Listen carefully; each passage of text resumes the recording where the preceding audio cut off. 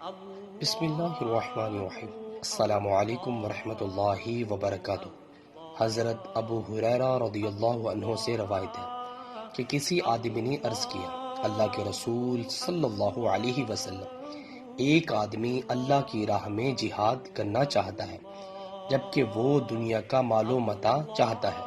نبی صلی اللہ علیہ وسلم نے فرمایا، اس کے لیے کوئی اجر نہیں۔